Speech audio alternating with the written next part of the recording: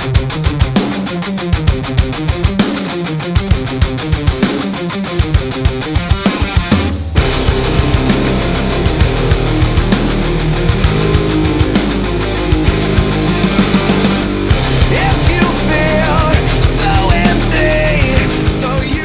guys, it's Phil from the Player's Handbook, and today we have a 35-point Batrep between Cygnar and Khador, and my opponent today is Steve.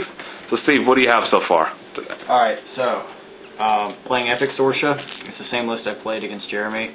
I got my Winter Guard here with their unit attachment, Khador Joe, Epic Sorscha, Kodiak, Beast 09, Kodiak, minimal unit of Man-O-War, Shock Troopers, and Manhunter. Alright guys, and like I said, today I'm playing my Cygnar. I've got a new caster, which is E.Haley. You guys requested it on the Facebook group, so I went out and bought her. And she's got her Squire right next to her, Arlen's Strange Ways, Thorn, a max unit of Sword Knights Junior. Then on this side I have a Defender, Gorman the Wolf, a Charger, and the Black 13th. And we'll be back with the end of turn. Guys, and we are back with the end of both Khador and Cygnar turn ones. Steve, what went on? Let's see. Sorscha camped on all her focus. Then she moved up, gave the order for +2 movement to the Winter Guard. Khador Joe activated, moved up, gave the order for Fearless and Tough to the Winter Guard. And then the Winter Guard moved up 8 inches, and the leader gave the order for +2 defense to the Winter Guard. Bobbing and weaving. Bobbing and weaving. Kodiak ran up 8. Beast 09 ran up 8. Kodiak ran up 8. The Man-O-War Shock Troopers moved up 4. And the Shield Wall? Keeping up Shield Wall, obviously. And the Manhunter moved 12 way over there. Alright guys, and for Cygnar, Steve will hold it. Yeah. For Cygnar, I started off, the Defender is bonded to E.Haley, so it can hold up to 4 focus. So E.Haley gave out 4 focus to the Defender, keeping 4 on herself. Then it started with the Black 13th, who moved up, and due to Lynch's fire beacon, killed the Manhunter. Lost actually killed something, guys, so he's not completely useless, unlike most I usually think of him. The Charger then just walked up. Gorman walked up and popped a smoke cloud. The Squire walked up 3 inches. Junior walked around 6, putting an arcane shield on the Sword Knights, who then ran 7 inches forward. Didn't want to run them the full distance. Arlen then moved around 5, power boosted Thorn, who then ran to here. E.Haley then activated, moved here.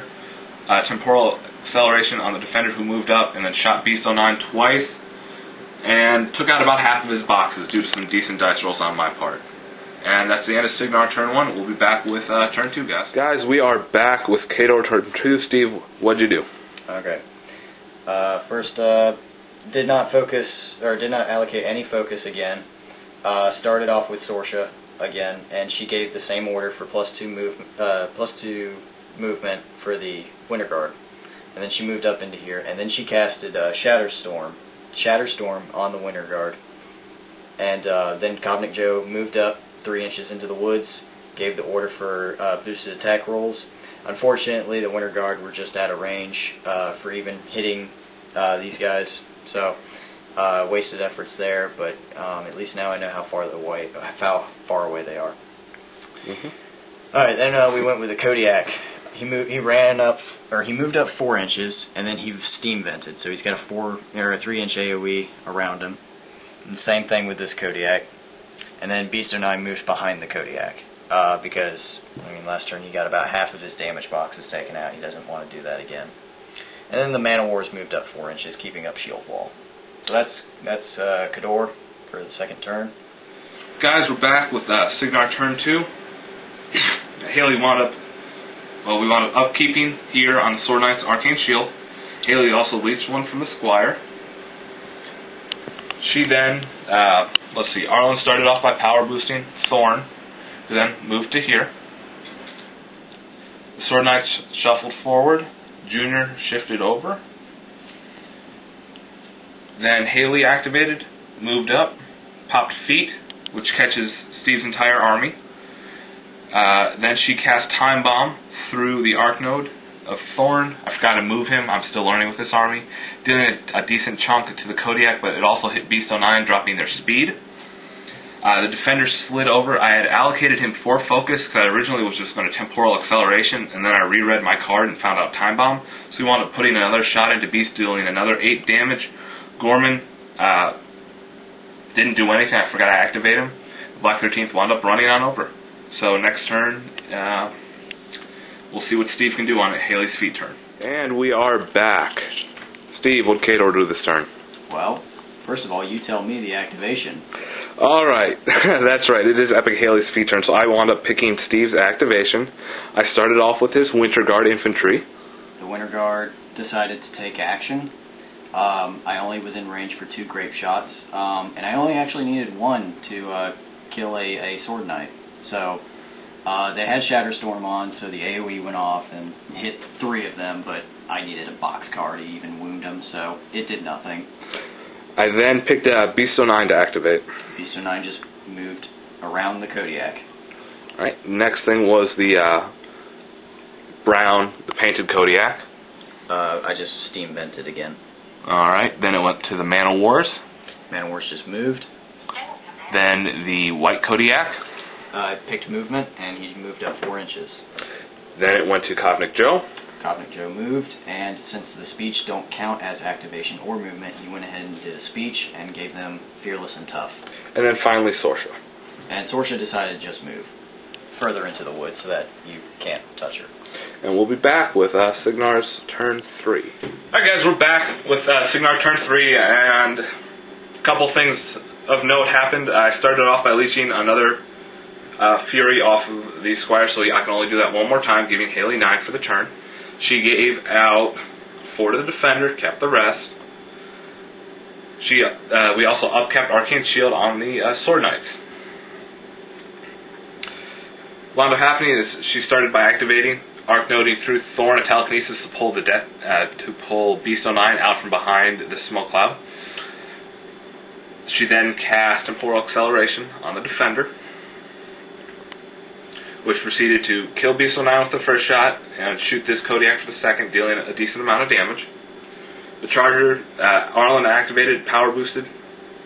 The Charger would then use the bonus pseudo focus to boost the 2-hit roll, auto boosting damage to shoot the Kodiak, dealing 8 points of damage to it. The Black 13th then came up and all shot. Kodiak, I think, has about 8 or 9 health left. Gorman the Wolf ran up and threw a Black Tar here, so he's now at -4 mat and defense. Junior came up, tried to shoot a Winter Guard, even boosting the hit, missed. Sword Knights then charged and came in and killed 2 Winter Guard infantry as well, so they're stuck in. We'll be back, guys, with Khador turn 4. Alright, so this is Khador's turn 3 or 4? 4. Alright. We started with Sorscha, and what she first did was she moved out of the woods, and she casted Freezing Grip on Thorn. He was right here about that time. Hit, and stationaried him. Then the Kodiak, with his 1 focus, charged Thorn, automatically hit him twice, automatically hit him for the throw, threw him, and landed straight on Haley. He wound up missing the defender, and it scattered back on top of my caster. Yeah. So my target actually was the defender, but it ended up being better than I wanted. So pretty awesome on that one. And then after that, I moved my Man of Wars. I ran them up here just because, I mean, Sorscha is exposed. She needs to be protected. My Kodiak moved here, completely whiffed on both his hits. I mean, he was supposed to, but I just wanted him there. I wanted him moving up. Cosmic Joe activated then and gave boosted melee attacks to the Winter Guard unit. And then he shot and killed 1 Sword Knight. And then my Winter Guard activated, and 2 of them did melee attacks. They did nothing with the melee attacks. And then the rest of them grape shotted and killed about half the unit. Yep, the pastor commands that are sticking around, and guys, we'll be back with Cygnar. And we're back with Cygnar's turn. Kind of didn't get a few things done that I would have liked, but it happens. So I started off with Haley not pulling from the Squire, giving 4 focus to the Ironclad 4 focus to the defender, and keeping the rest for herself. She then forfeited her movement, cast telekinesis on herself to move back here, camping the 2 focus. Arlen then activated and repaired Thorn, giving back 4 boxes, so he got his Cortex back. Over here, Gorman couldn't really do anything, so I sent in the Black 13th, and they did only 1 of their pistol shots. They're probably dead because they should seem bent next turn. Then I sent in the Charger, which I should have loaded up with focus, but I just figured I would have killed it already. And that Kodiak is still alive with about 5 health, but it's tied up, so it can't get to my caster next turn. I then sent in the Defender over here, fully loaded up. He just walked into combat and left this guy with 7-8 health, which is fine. He doesn't have a Cortex, and he's only got 1 arm left, so I'm not too worried about my Ironclad dying this turn. Sword Knights activated, walked in, killed some Winter Guard. They passed their command check, so they have 3 guys left. Junior then walked up, popped a boosted attack and damage into Joe, killing Joe. So we will be back, see what Khador can do. Alright guys, so this is the end of Khador turn 5, and it is game over. Sorscha, well, let's just go ahead with how this turned out. We first started off with the fact that Defender, sorry. Steve, you're learning, man. It's just, what, 5th game? Terminology, don't worry about it. Guy with big gun works. Anyway, Defender realized that he was in 2 inches of the bonded Kodiak, and so he was stationary for the turn. Probably didn't really matter in the long run, but charged the Mana Wars into the Defender, did a decent amount of damage to it. It's still there, though. And then I just went with Sorscha. I popped her feet. I casted Cyclone to move her here. And then probably a little bit more forward, but a little bit more forward. Like, it was more like right here. But either way. And then after that, she casted Boundless Charge on herself and charged. Thorn was still knocked down because last turn he was knocked down and stationary, so he couldn't knock off both. So he was knocked down this turn, and so I had sight to E.Haley, declared a charge on her, went 9 inches to here, 2 inch with reach, basically just one-shotted her with the feet popped. So if for any consolation, I got a crit on the first hit. So yeah, and you also had to boost the first hit because you were needing, what, 9s to hit me? Yeah. So, you know. But other way, yeah, it's a good game, very close game. Nobody was in the dominating position the whole time. I mean, there were sometimes I thought Phil had it because he killed Beast 09 and a lot of my Winter Guards. Yeah, Steve kind of didn't like the turn that wasn't a turn for him, so we'll be back, guys, with models of the match. All right, guys, we are back with models of the match. Steve, what was yours? Well, it had to be the bonded Kodiak because that thing, actually, it pretty much won me the game. First of all, what it did is it was able to throw Thorn all the way over to your caster and knock it down. Lucky scatter, but hey, it happens in the game, guys. It was a lucky scatter, but not only that, it also, just the fact it was able to stationary anything that ended its activation within 2 inches of it. So that he gets my vote for model of the game. And for me, it's my Defender. Due to Epic E.Haley with some of her shenanigans, you know, I could pump out 2 shots a turn with him. So he killed Beast 09 in 5 shots. He then took a Kodiak into melee and left it with 5 health. You know, so overall, I'm very impressed. This was my first game, if you notice on the channel, with a Defender. That's why he's primed. And wow, can't believe I haven't gotten one before this. Anyway, guys.